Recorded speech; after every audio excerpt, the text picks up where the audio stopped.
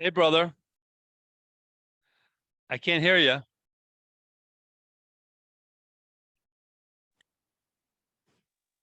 You okay? Okay. Yeah, I'm good. Good, man. I got you recording. Here's Slat Chrissy. Boy. Chrissy. Yeah, Chrissy, it sounds like you're a girl, man. None of that transgender stuff, man. Bro, hey, how you doing, Chris? Well, I've had a rough day. Well, yesterday afternoon and this morning, and not too bad. But I had my 19th chemo treatment, and that gives me Oh, some wow. serious side effects that start immediately. Oh, Uh, man, brother. the side effects include neuropathy, and maybe where you are, it's pretty warm, but when you get at freezing temperatures, neuropathy gives you extreme pins and needles in your hands and feet and face and sinuses, and Oh, they're wow. the pins and needles are pretty severe. It's a Really side effect. painful. Must be really, Yeah, really uncomfortable. it is, but it's not permanent. And one, as long as I'm in a warm room or car, I'm okay. But you got to get in and out of cars and in and out of the house. So in those time periods where you're walking a bit outside, it can be really severe until you warm up. I was attaching some hand warmers to my hands, and that helps out. Right, man. Let me just tell the audience who you are. And by the way, this is Quorum Radio's Bill McIntosh show on Red State Talk Radio and lots of other platforms. Hopefully soon. Chris Slattery has been the executive director, if that's I get your title right, Chris, of Expectant Mother Care or Emergency. What's the name of your organization now, Slats? Forgive my. Expectant Mother Care, also known as EMC Frontline Pregnancy Centers. That's okay, sure. And there was something else with the MC. Great. And Chris is a warrior. He's gone back in his fight against abortion in favor of the lives of innocent unborn babies. We're talking since 1984, right? Or is it maybe it goes back further? I don't know. You tell me. Well, I started my pro-life activism in the late 70s and began going to the annual March for Life in 1980, which is held in Washington, D.C. And this year will be, I believe, the 49th um, March at the U.S. Uh, National Mall and the up to the U.S. Supreme Court. Obviously, we're not protesting Roe v. Wade anymore. We're celebrating this year. Yeah, I thank started God. ENC in '84 after having begun some sidewalk counseling in front of abortion centers in Manhattan in the early '80s. Saved my first baby in the early '80s and got hooked on this and started the first pregnancy centers in New York City, originally in Manhattan in the East 20s, which was in a neighborhood of a lot of abortion clinics. And I remember. yeah, Yeah, East 23rd, right? 210 East 23rd Street. Our building shared a wall with Planned Parenthood's thrift shop. They were Oh, how they touching. were they were around the corner. The operation, the clinic was around the corner and across the street from a Catholic church. And I couldn't get any closer to them. But when they moved to another part of Manhattan, I opened an office closer to them. When I moved into the Brooklyn uh, location in What year was that? 1999, 90, okay, sure. 1999, we were in the same building, and we still Is are. that We're in the right? same building with Planned Parenthood since 1999, and we are across the street from Planned Parenthood in the South Bronx since 1995, looking right into their windows. So they just love Oh, us. wow. Yeah, we get lots of Christmas cards from them. Yeah, Not, seriously? not I mean, maybe you gift could, baskets, gift offer. baskets and flowers. Not. Just Well, teasing. maybe you could offer them. Maybe send them maybe a few rosaries. I wouldn't even do that. They might commit sacrilege with them. All right. Well, that's a good point. I'm not going to argue with that one. Yeah. Wow. Slats. That's unbelievable, man. And I So we've remember just, counseled over 150,000 um, men and women in the last 38 years. We've engaged in sidewalk counseling with thousands on the streets. We've had mobile clinics that we operated for 7 years in Manhattan, uh, the Bronx, Queens, and New Jersey. We were the first major urban center to use mobile clinics. We had in our Class A motorhome, the long wow. ones. We used minibuses, converted 20-foot passenger minibuses. We brought in ultrasound equipment. We set it up in there with private rooms and toilets. And we ministered Wow. to many thousands of women and on the streets. Very difficult to do in the cold weather of New York City. And we're in for a very cold winter. We've got a big, big storm coming, not to New York this weekend, but through the Midwest and northern New York State and New England. Going to be a bitter, bitter cold time. And this is hard to do pro-life work outdoors in that kind of weather. But we are primarily now indoors. We're operating inside of 3 clinics that are performing ultrasounds daily. We're in the South Bronx, downtown Brooklyn, as I mentioned, and in the Jackson Heights section of Queens, New York. And so, Chris, quick question. In total, how many crisis pregnancy centers do you have in the New York metro area? 3. Did you We've have? had many more over the years, but legislation to cripple and strangle us and more highly regulate us have forced me to hire doctors and nurses to directly supervise in the offices, making it much more expensive to operate. So we have we can't operate unless we're having my ultrasounds and medical supervision going, and that's increased my costs. Rent increases have gone up tremendously. Got a 23% rent increase in the Bronx this year. Wow. Have ran into years of arrears in payments during COVID in our downtown Brooklyn office. Been paying that off in a settlement with them for that'll go on for 2 years. In addition to all the expensive rent, we're probably spending about $12,000 a month in rent, and $75,000 a month overall for the Wow. With operation doctors' per month. salaries? Per month, Seventy-five doctors thousand per month. overall, everything, Chris, advertising, rent, yeah, yeah, salaries, yeah. incredible supplies and slats. Bottom line, man, before I forget, people need to name expectant mother care in their wills. And not only, I mean, literally, I've always been on this kick. You know me.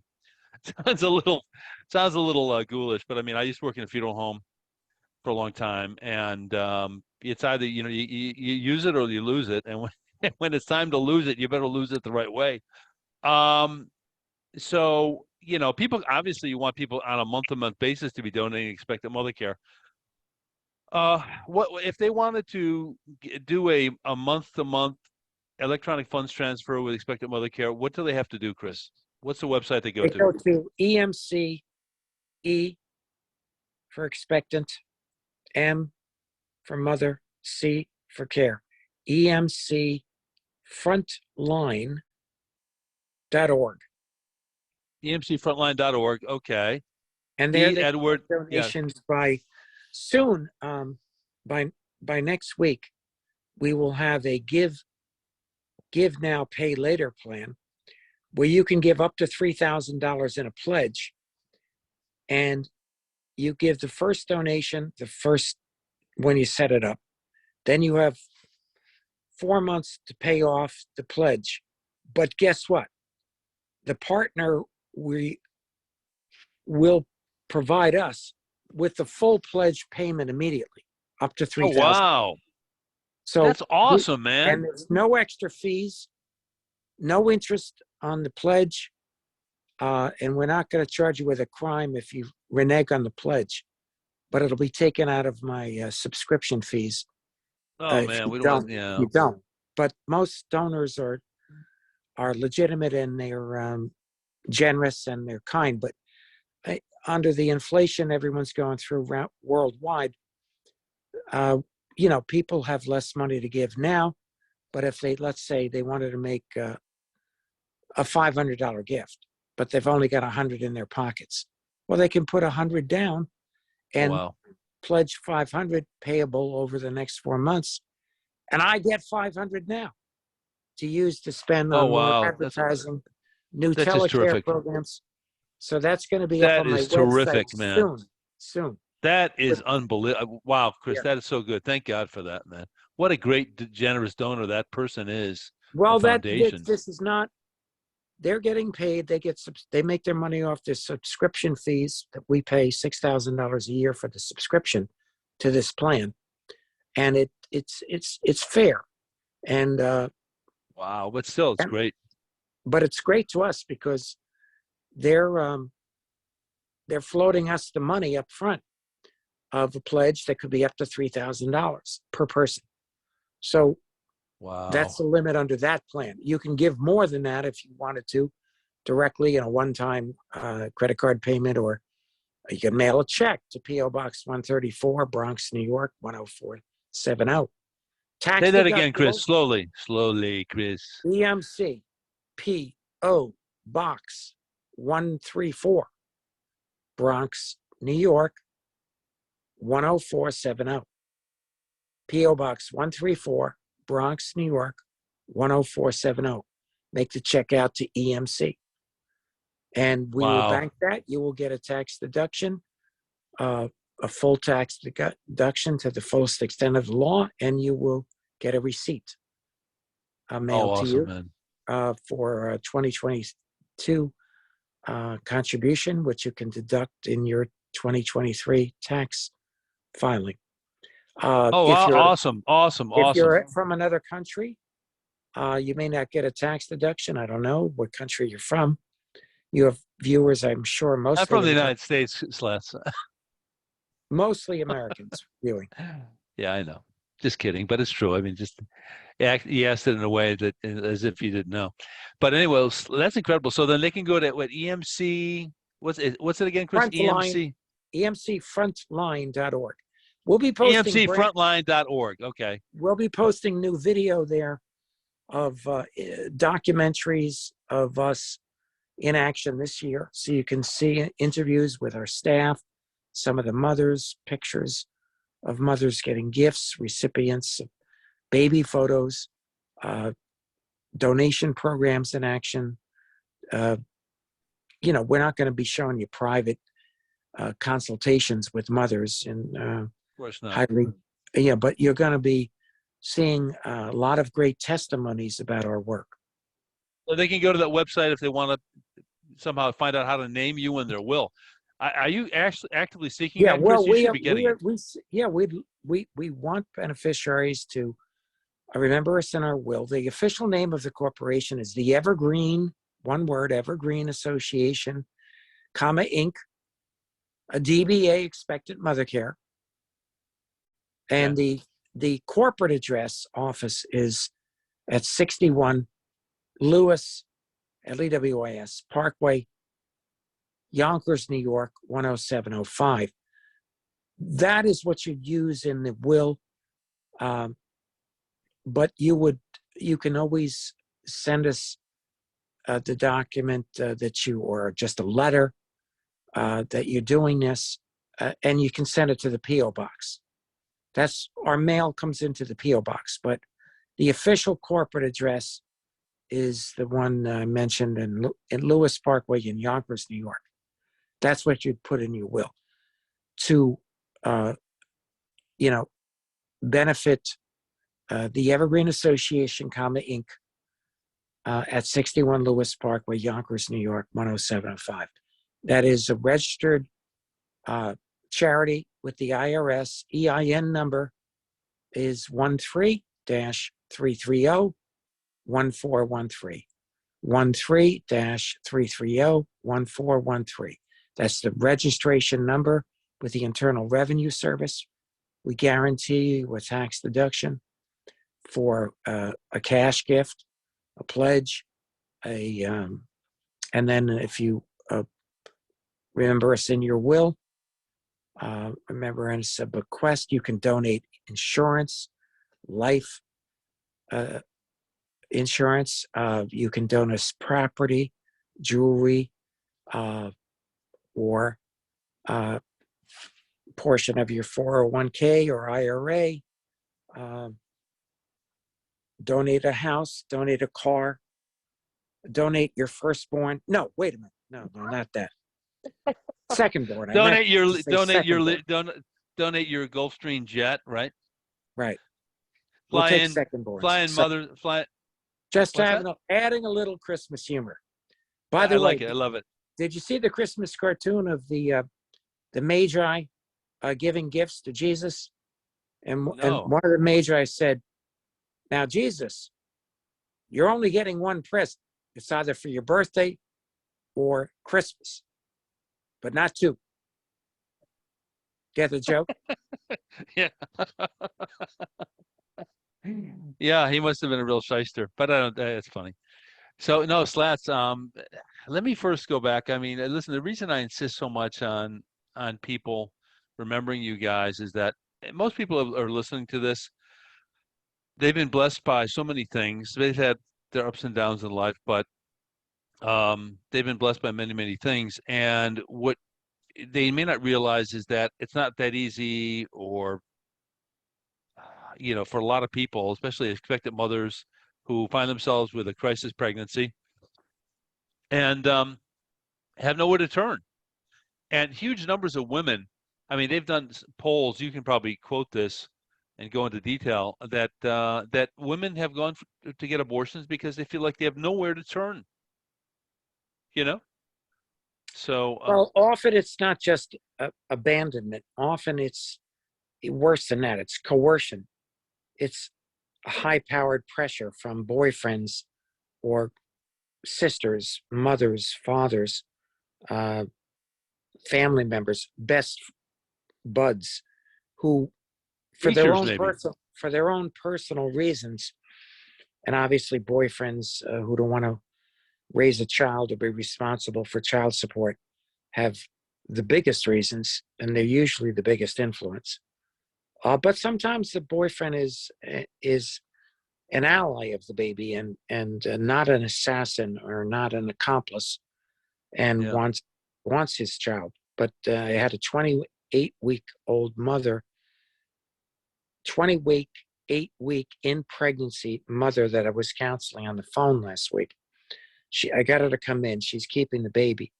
She could have gotten an abortion up to the 28th day, that 28th, first day of the 28th week at Park Med, a major abortion mill in Manhattan. Oh my gosh. But she couldn't get an appointment. That was the only late-term abortion facility in New York State that went that late.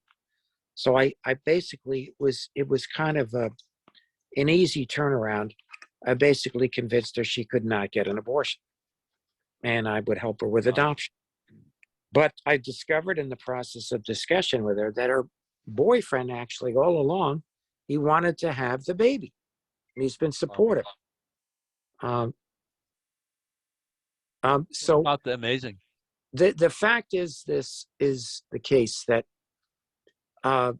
in this case, they had four choices: raise the child together, move in or together, or get married.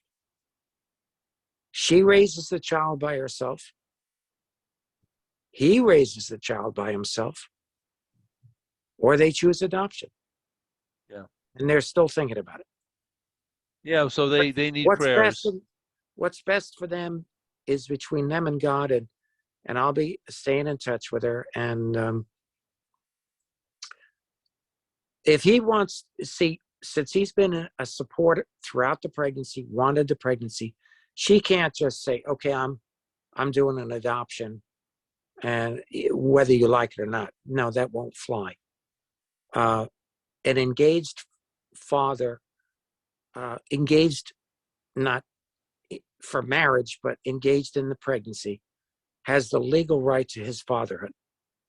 So Oh, wow. he can Great. block an adoption. Or if she says no, and she doesn't have the means to raise a child, the court could give him parental rights solely Wow. That's if they amazing. can't reach an agreement to do this together. Oh, it's terrific. I didn't know that. I mean, I've seen society as so anti-male, anti-father, That's true. anti-paternal, That's true. you know. So, But Chris, I applaud a father who, through thick and thin, stands by his child. amen. Yeah, so do I. Let me ask you a question, Chris. Going back Just one to, question. yes, sir, please. Just one? All right. All right. 50 more questions. All right, thanks. I was worried about that one. All right, Slats, how'd you get into this work? What was it, the spark that pushed Chris Slattery headlong into this crazy life and a great life, you know? How many, by the way, how many women have been gone to EMC over the years, expecting mother care Well, centers? beside 150,000 men and women and family members, and both in the offices and on the streets that we've encountered, 150,000. Wow, Now, we're a city that has aborted over 6 million babies. Our metro area, 6 million babies. We haven't wow, reached, we just scratched the surface of the target market, but wow, we've wow. we've we've saved tens of thousands of babies. With God's help, of course. Which, Of by the course. way, brings me to one thing that's really important about this, and that is that did you have was it one day you were in St. Patrick's Cathedral and a lightning bolt hit you in the form of a sermon? Is that right? Oh, I can't say I was. I recall that there was a single seminal moment that worked on me to do this work.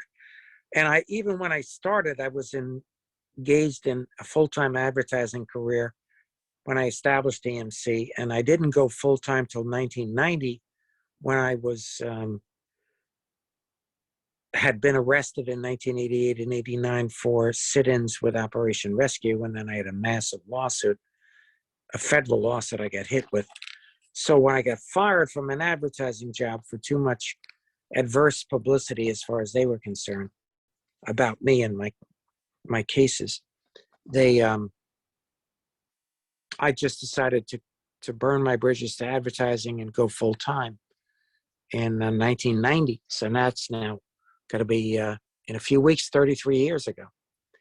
Wow. But I got started because I could say that I returned to my Catholic faith at age 20 through a Catholic group called Opus Dei, and they directed me in my walk back to God and walk back to Catholicism, and there I began to study Catholic social teachings and began to realize that abortion was an abomination and a crime, and I discovered New York was the abortion capital. So I got to know Dr. Bernard Nathanson, the abortion king who converted to the pro-life cause, Father Richard John Newhouse, a Lutheran pastor who became a Catholic priest later, great outspoken pro-lifer. Mother Teresa, met a few times. John Paul II, of course, met him 3 times. And, they're preaching on life. And John Cardinal O'Connor, the Archbishop and Cardinal of New York, met him many times. And he preached very strongly against abortion. Monsignor Philip Riley, a priest of Brooklyn, Bishop God's precious Alden infants, Vaughn, right? all of these Catholics, some Protestants who became Catholic, all had big influences on me. And their preaching and teaching over the years had the cumulative effect of making me a very firm, strong pro-lifer with compassion to engage women one by one, not to try to change the law through and outlaw abortion in New York State, which I realized in the 1970s and 80s was just going to be an impossible goal. And even now, abortion's just been strengthened in the law here in New York since the Dobbs decision and the overturn of Roe v. Wade in June of 22 by the United States Supreme Court. And everybody, every well-read person in America has heard about this. The Democrats used abortion as a way to try to cripple the Republican red wave. They did succeed in some part in doing that, but they were actually, it backfired on them in New York, because Really? we got 4 or 5 new Republican congressional members that were the margin of victory to take over the House of Representatives. Astounding. But they Wow. overplayed their Really? hand. That's They amazing overplayed, news. they Yeah, New York. overplayed their hand. They overplayed their hand in New York. They grossly exaggerated the threat to legal abortion, which there was none in New York, because they expanded abortion access. They funded abortion clinics with extra marketing dollars. They set up a 24/7 New York City abortion call center. They're providing free travel, accommodations, and abortions to women from all over the world and the United States. They might even be throwing in free dinners and a show. But it's sick what they're doing here in New York to absolutely do mega promotion of baby killing. It just further convicts me to not retire, even though I have stage 4 cancers. I'm struggling personally. That's why I was talking about the at the beginning of the show before maybe you recorded. But Yeah. I am struggling with cancer. I have I do a lot of my work from my bed because I'm weak. Not that I'm like moaning and groaning in pain, but I have to stay warm and I have to stay. I have to be strong to do my intellectual work, which is my work is intellectual. Sure. It's It's thinking things and communication.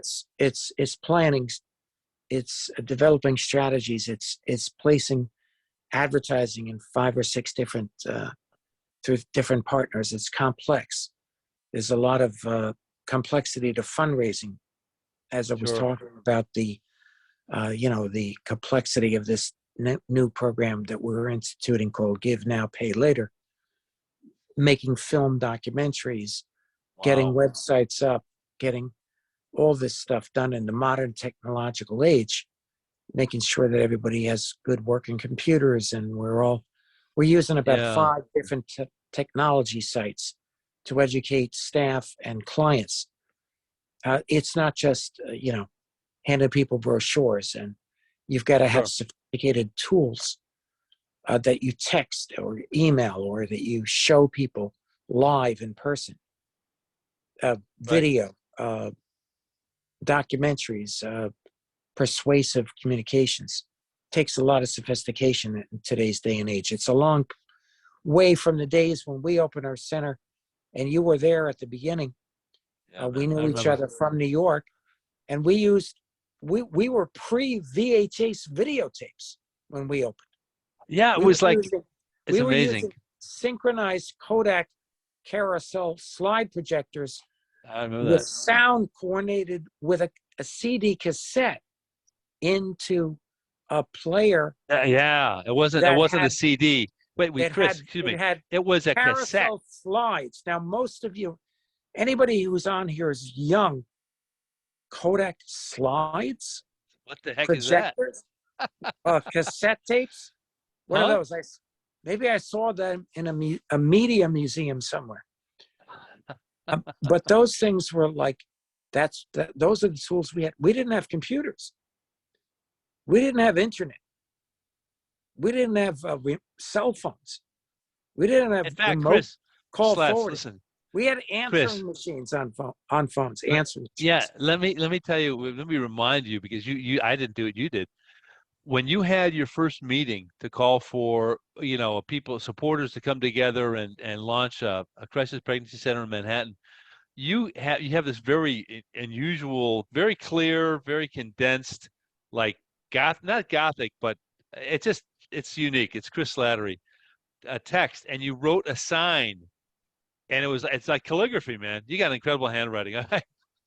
I I wish I could write like you, man. And it was written by hand, and we put it up. I think we photocopied it, right? You still? I remember I had a copy of it once, and I don't I think remember you've this. lost it. There I remember. my long-term memory is getting a little fuzzier for great details. So you need to write up everything you can remember about this stuff for me, so that I can chronicle it in my Storyworth, uh, which is an online blog, which will lead to a book. There's a lot of details about what went on in the early days in the 70s and 80s that I just can't remember. You know? Yeah, I will have to get together with it. Eileen, your wife, is she helping with that, right? Still? No, she's not writing any of my memories or any chronicles. She's not a big writer. Um, but Tell me, she gave video testimony and about our starting in activity over these last 38 years. We met actually after I um, had started an open DMC. She came in as a volunteer in 1986 and had already been in operations is for a that couple of right? years. I thought it was okay. Awesome. Let me Yeah, ask you a so question, I, Chris. I took her out for some special training in coffees. And I proposed to her No, yeah, yeah. proposed 3 months later. She said Yeah, yes. no ulterior motives. It was strictly business, strictly saving Oh, yeah. babies. Yeah. Beautiful women or single. Yeah, I'm Oh only man, interested in volunteers. Well, I had to keep one volunteer by marrying one volunteer. I did keep one for a while, that's good. but we had children of four. She went back to school when our fourth was in school. She got a master's and became a teacher and taught for 21 years in Queens, New York. Amazing, man. And Well, that's she how we studied survived history, right? financially. Thank God, man. Let me ask Chris. So, tell people, one of the fundamental bedrock principles of your pro-life work, which is how you met Eileen, right? Which Well, was our yeah, Savior Parish, right? Tell us about our Savior Parish and the role that our Savior Parish has yeah. played in expectant mother care. Well, our Savior was the last Catholic church built on property that was not owned by the church, that was purchased in the 50s. Church of Our Saviors on Park Avenue and 38th Street in Midtown Manhattan. And we held evenings of recollection there for men and women. That would be a prayer session in the church, and then a talk in the basement, and confessions and benediction. We had that for about 8 years, and we um, would later get married in that church in 1987, May 23rd, 1987. You were there, Bill. And I remember it very well. we took a horse-drawn carriage in the rain I uh, remember that. to our Remember the photo? wedding reception. Remember the photo? You were like Yeah, this. I have a photo of that. Yeah, I have a top hat and cane Oh man, and that was funny. and long tails. We had a midday uh, reception with a live band that was a kick butt band, and wedding cake and champagne. We didn't have a full meal. We had a Hey party man, later that night on Staten Island at my house for our best friends and wedding party. I remember But that, Slats. Let me just push my way in like a pushy New Yorker that I am. Yeah, I remember that the reception. Yeah, we went in the hansom cab, a horse-drawn carriage. The rain was just like ceasing at that point, just a little bit, or maybe it was just there were puddles. But we went up to right near St. went Patrick's up Cathedral. Madison Avenue. Yeah, to the Young Women's Republican Club. Remember that? Not young women's. It's just women's Old now. Women's. Just women's. Okay. All right. Yeah, it was Women's Republican Club. So we went there, and that was a blast. And then I remember that when we went to Staten Island, there was a point where your mother got upset because you went off to a room with a couple of us guys who were praying the rosary. And your mother was upset. What are you doing here? That's funny. That I don't remember that. My Yeah, I mother died do. in 2014. But I have Rest in been peace. my mother and my father, gave me help teach me virtues that have lasted me a long time. Um, they both died in the church. They both got the sacraments, and let's Thank pray God. they're in heaven. And I pray for their Amen. souls as they could be in purgatory. We don't Well, presume that everyone goes to heaven straight. We don't know. We pray in by the case way, they are in your purgatory. your parents' name, so that people can pray for John their Desmond, proposal. John Desmond, also nicknamed Big Des, Big redhead, Des. British originally, and came over after World War II. He was in the British military intelligence, rounding up war criminals in Nazi Germany after the war. He taught spies, basically, spycraft at a military intelligence school. My mother was a Staten Islander. Her mother and grandmother married Irish. My great grandmother was an immigrant from Ireland, so she uh, came over on a ship. My father came over on a ship. So those two are enshrined the in stone in Ellis Island in New York Harbor. The immigrants on both sides of my family. But Wow. the my mom was an alcoholism and substance abuse counselor at a state treatment center on I didn't know Staten that. Island. My mother was well educated. She was raised by a single mother because my grandfather, her mother, her father abandoned uh, she and my uncle and my grandmother during the Depression and became a Oh, bigamist and wow. had another family. So my mother was raised as a single child by Wow. her mother, who was a nurse, and they lived modestly on Staten Island as a single mother. My grandmother did a very good job. Both my uncle and my mother were college educated. My uncle ended up going to MIT, and he worked on nuclear submarines for the Navy. And Groton, Connecticut, was a Navy veteran in World War II, and so they're all with the Lord now. By the All my way, grandparents and my your parents. cousin, your cousin attended Holy Cross. He lived on my floor. Schillinger, right? Was that Tom? Tom, Mike, Steve, It was, John? it might have been Tom, but he attended Holy Cross when I was there. Wow. Well, I have 8 cousins on the Schillinger family. That's my mother's side. I'm not sure which one. I'm in touch with Tom. He's about my age. I'm 67, and we were only born a few days apart. Maybe I'm Could have been 64. Steve. Could have been Might have been Steve. Steve. Yeah, I think it was Steve. Steve went on to become an osteopath. Oh, And wow. Good for him. anyway, they're all alive, all the Schillinger boys and girls. But I have cousins on my mother's side, on my father's side, sorry, Mary Slattery, Morgner, and I'm going to visit her and my priest uncle, Oh, is he still Monsignor alive? Frank Slattery, who married me at Church of Our Savior. I And didn't know he was he. Oh my God, I didn't know he performed the sermon. I he's didn't still remember that. 93 years old. I just spoke with him this morning. He's got some respiratory ailments. He's retired as a priest. He was the pastor of 2 churches until age 87 in England. Where does he live in England, Chris? He lives in the Lake District area in the Northwest. Okay. Wow. In a little town nobody would have heard of. But So, he, okay. Wow. he has lived he was a pastor in a big town in the lakes called Lake Windermere for many years at St. Herbert's, which was a very big tourist town, especially in the summer. And it's the most beautiful area of England, just as beautiful as Ireland and other parts of Yeah. Europe. Well, much underappreciated. The parts of England is very underappreciated. They think, oh, Scotland is beautiful and Ireland's beautiful, and England is just gritty and ugly.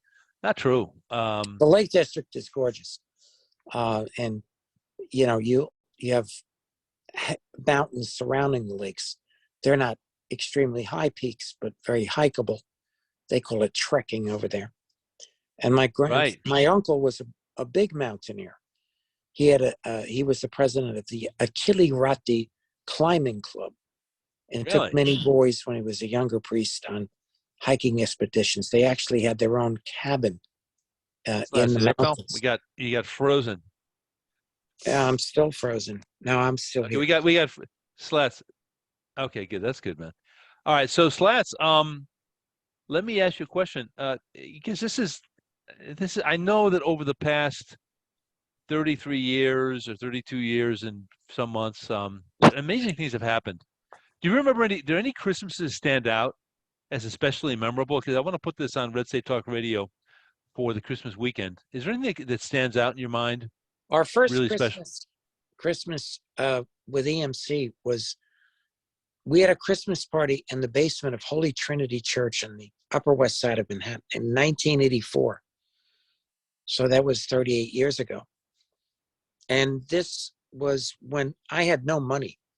I had begun to meet friends in Catholic circles. I helped start a Catholic club called the New York Catholic Forum. We would have Oh, I remember lecture that. dances, You and started that? You helped start that? I was a co-founder. Yeah, I came up with the name. Okay, And awesome. we would meet in the Upper West Side where I lived at that time, and we had a Christmas party, and I don't remember too much about it except we had refreshments and music, and every Catholic I knew came, 30, 40 people, and that's how we got our start raising money. And that's memorable because that's small beginnings.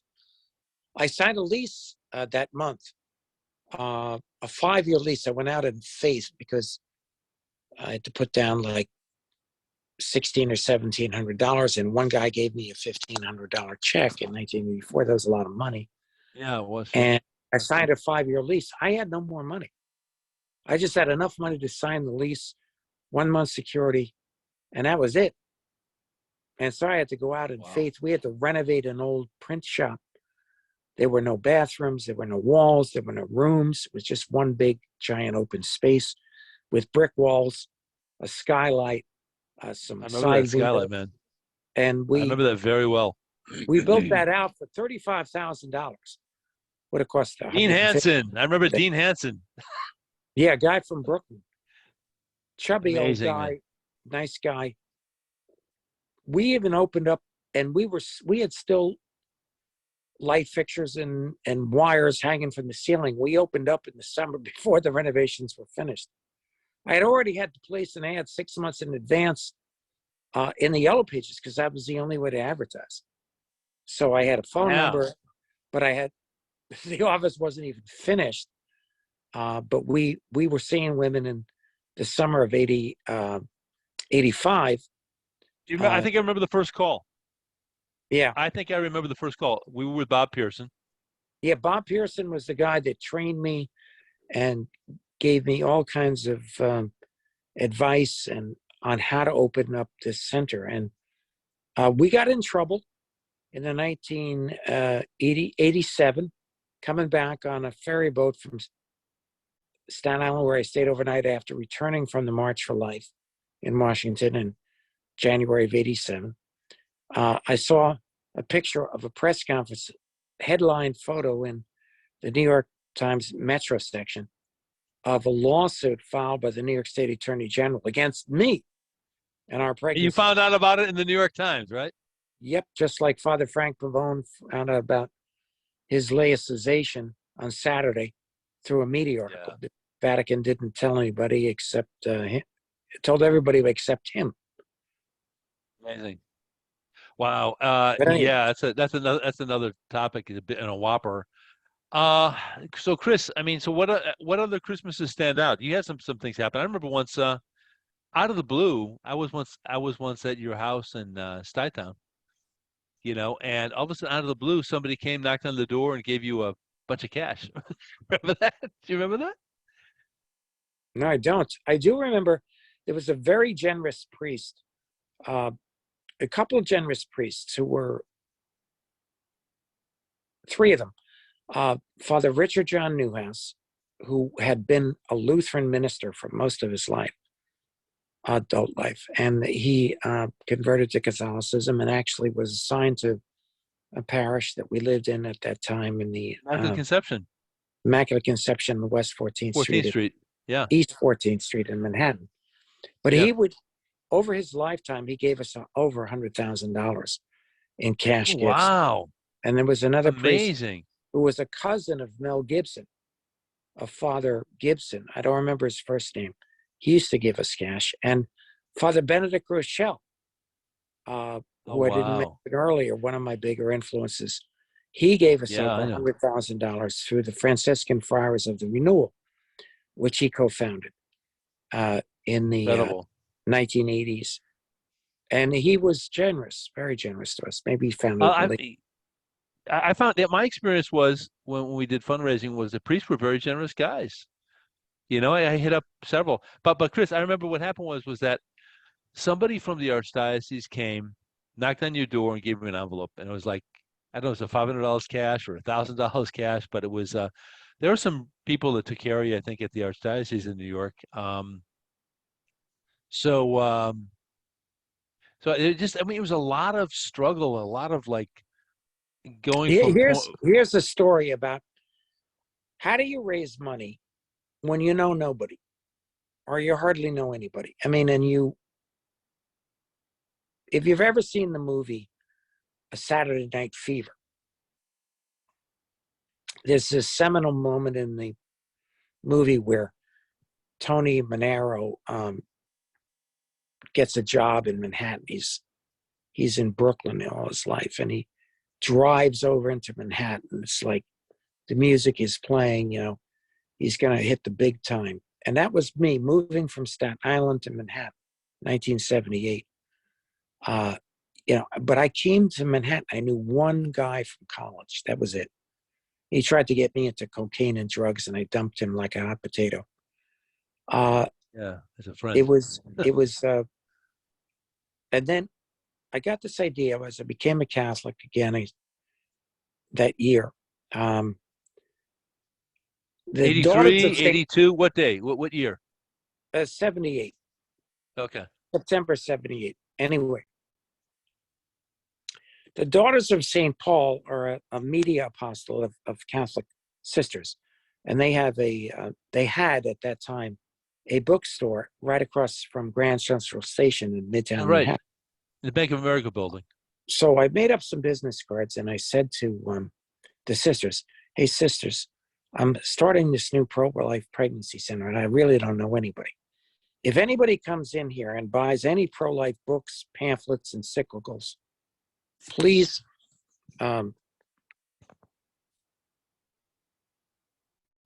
sorry, I got interrupted by a call. I just Okay. and If you have to take the call, take it, Chris. no, I If you won't. have I to take won't. the I call, take won't. it. No, I'll call them back. All But right. what I said, if anyone comes in here to buy books, encyclicals on pro-life, or anything that would give you an indication they're pro-life, do me a favor, just hand them my business card and say, this guy is starting up some pro-life stuff in New York. He wants you to please give him a call. Well, a lawyer for Peter Grace, the industrialist, gave me a call. He worked for J. Peter Grace. This guy was one of the richest Catholics. He was at the time, he was the head of the Knights of Malta for the New York region. Every Catholic adult Catholic has heard of the Knights of Malta. It's a prominent group of Catholic laymen and women, and they do apostolates, and funding came later from them to help fund our programs. But Peter Grace, that opened doors to a lot of Catholics. The college roommate of my brother went to work for Bowie Kuhn as an intern for the summer. Yeah. And I said, man, I want to meet this guy. And so I did. I got in through his intern, who became an employee of Major League Baseball. He went on to, by the way, be a manager of the Minnesota Twins for 25 years. Wow. But he gave me the entree to Bowie Kuhn. I met Bowie Kuhn, and just out of a lark, I just said, let's get together. He says, okay, I'll meet you at the 21 Club. And he brought his wife. And what did I bring with me?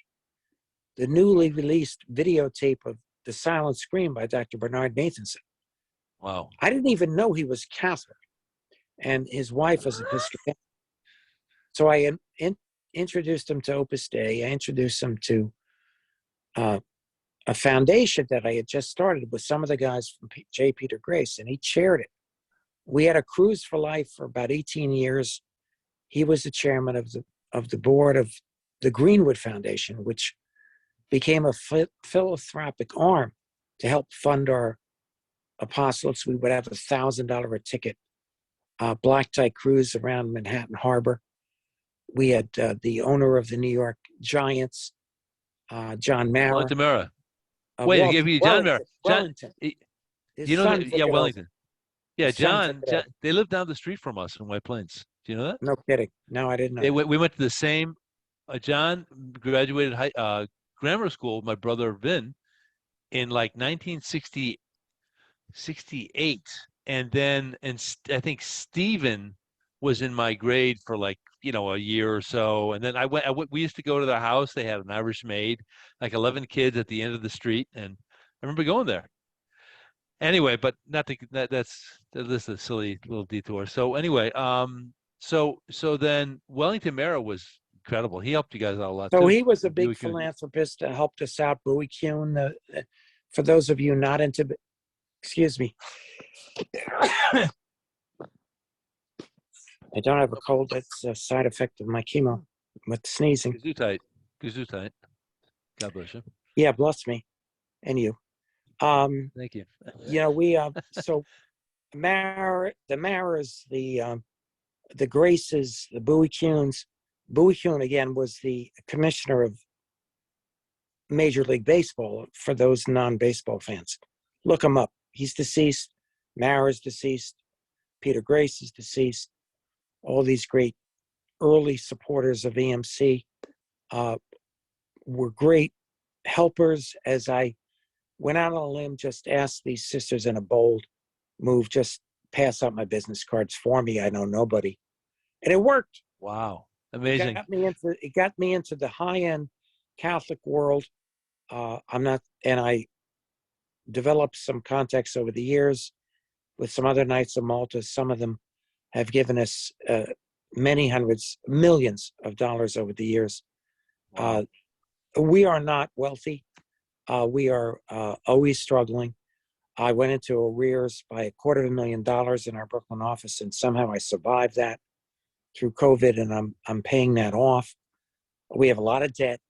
We have a lot of need. But we're in the abortion capital of America. As I said earlier, our city does 10% of America's abortions. It's going to go up to 15, 20% as about a dozen states have outlawed abortions or are in the process of doing so. And so, dinner and a movie and a show plans, free travel accommodations and abortions Amazing, being offered man. to all comers from across the land to New York. We're trying to intercept them. We've been getting calls from around the country. We intercept them. We save babies into the third trimester.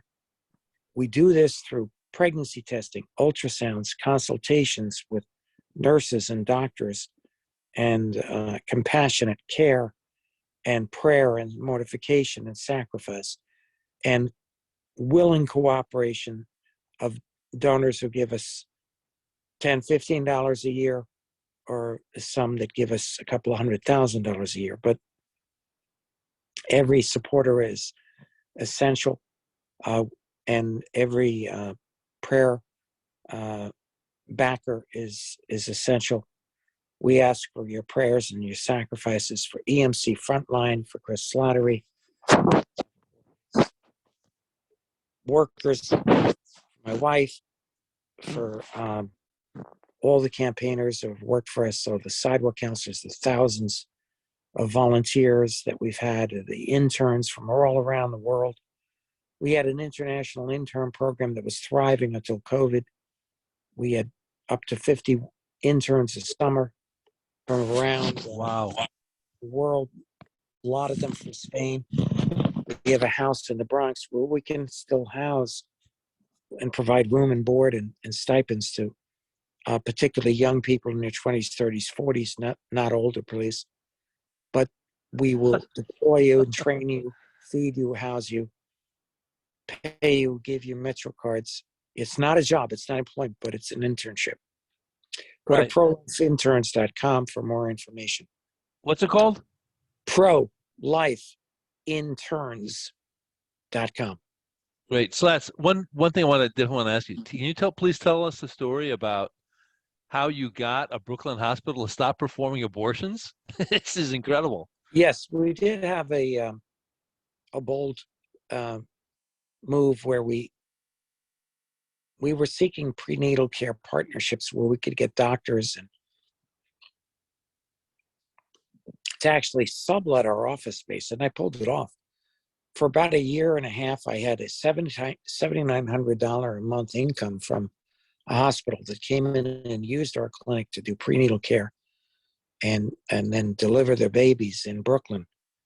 And I said, there's just one condition for this program, because they wanted to boost up their OBGYN and delivery maternity ward, no abortions at your hospital. You don't pledge that to me, then no deal.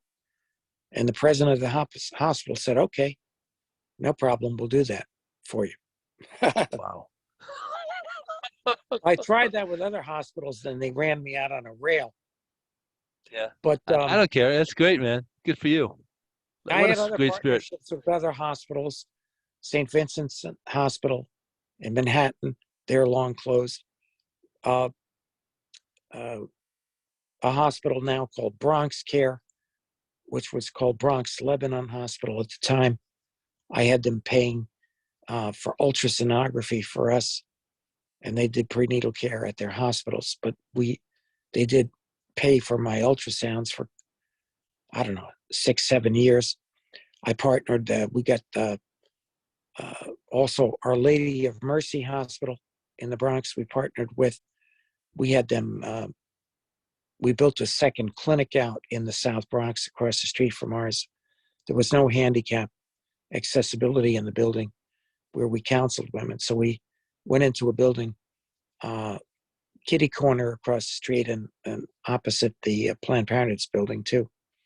And we had elevator access and handicap access. And because to become a satellite clinic of a hospital, you have to have handicap accessibility.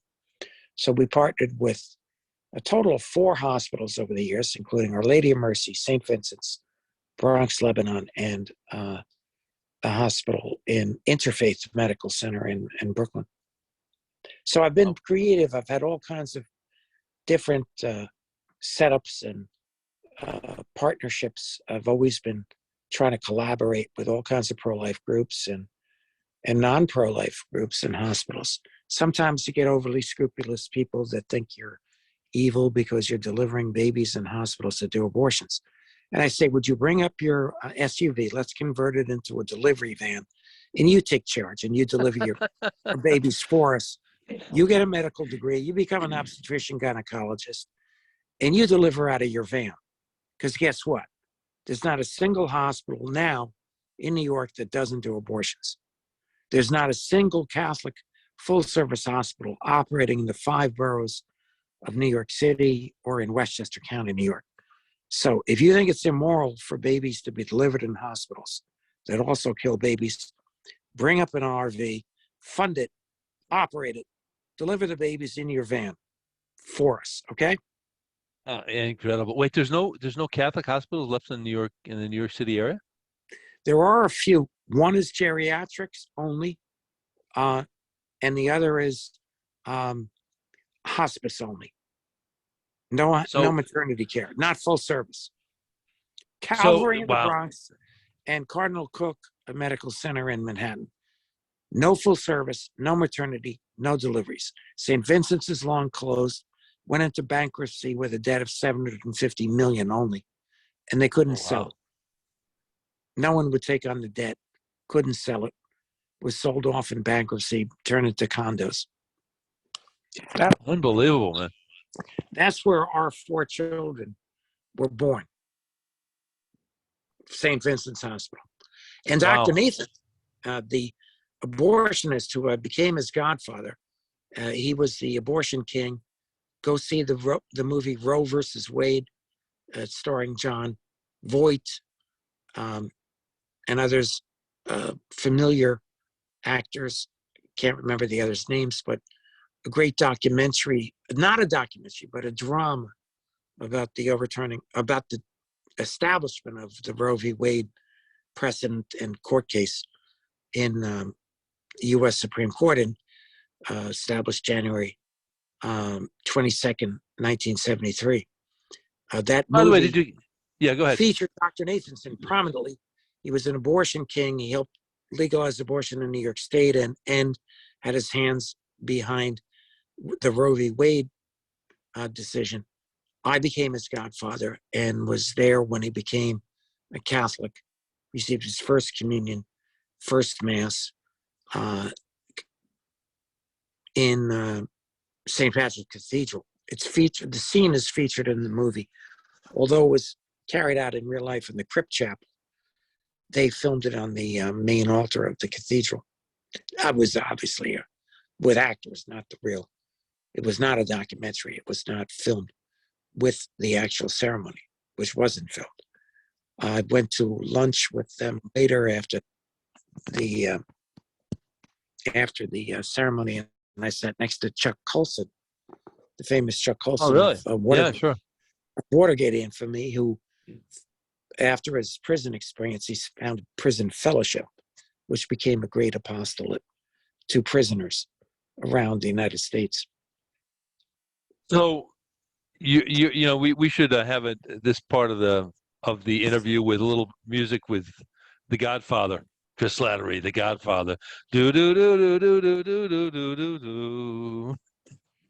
Yeah, speaking of Godfather, I lived across the street on Staten Island from Paul Castellano, who was the Godfather, the boss of bosses, and 2 FBI agents that helped bring him down, not to the point of his assassination, but he was out by John Gotti, who took over the families of New York.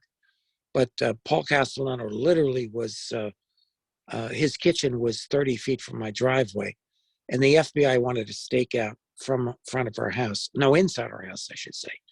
And the smartest decision of my father ever made was turn down the FBI to use our house as a stakeout against the Godfather.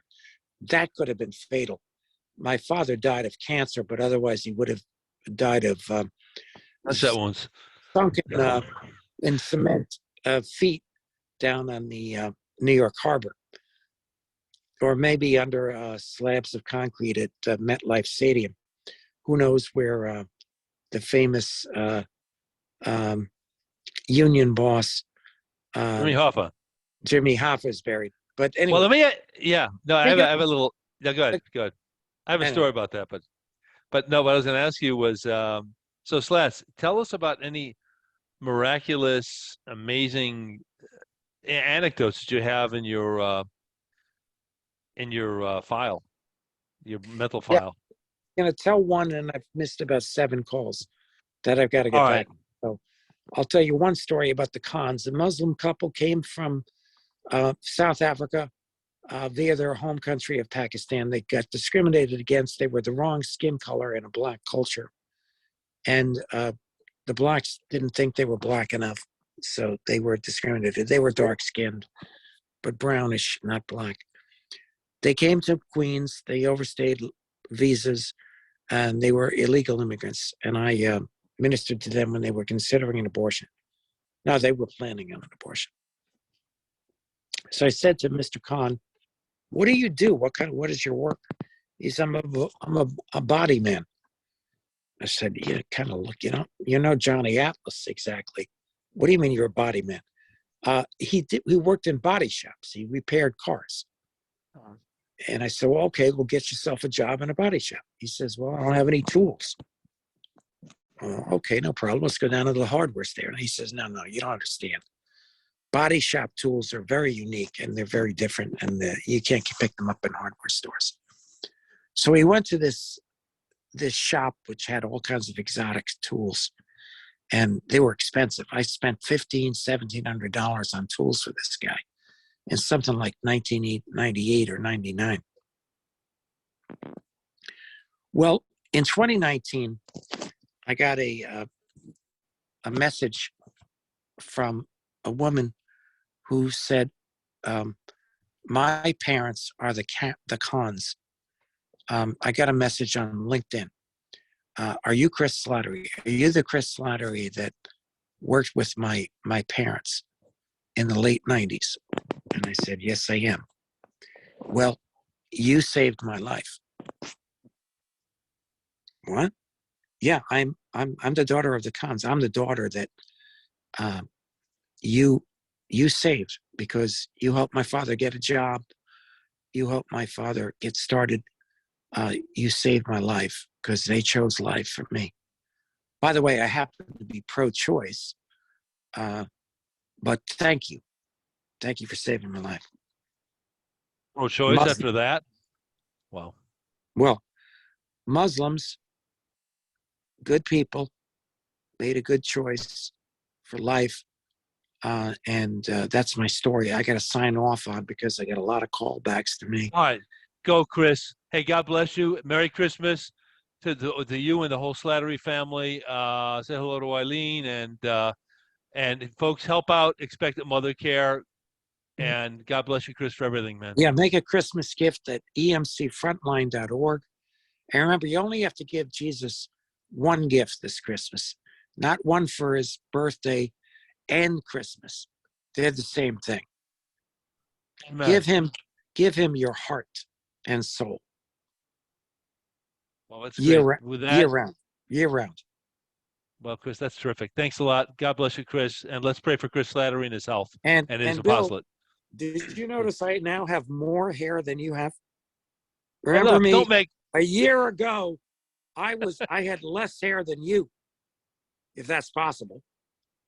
Now I'm growing everything back, and it's a little darker on the top than it used to be. Stop bragging. How do you like the Santa beard? Nice, huh? It looks pretty good, man. You look distinguished. You look good, Thank you. man. Sean You look Connery. good. Sean Yeah, you look Connery. like Sean Connery. Ernest Hemingway. Yeah, man. You look handsome, Chris. How does Eileen like it? That's the most important question. Well, it's kind of a prickly beard, so no kissing. Right. Okay. Well, you got a problem there. Okay. Bye bye. All Merry right. Christmas. God bless. God Bye-bye. bless you, Chris. Bye bye. Thank you. Thank you.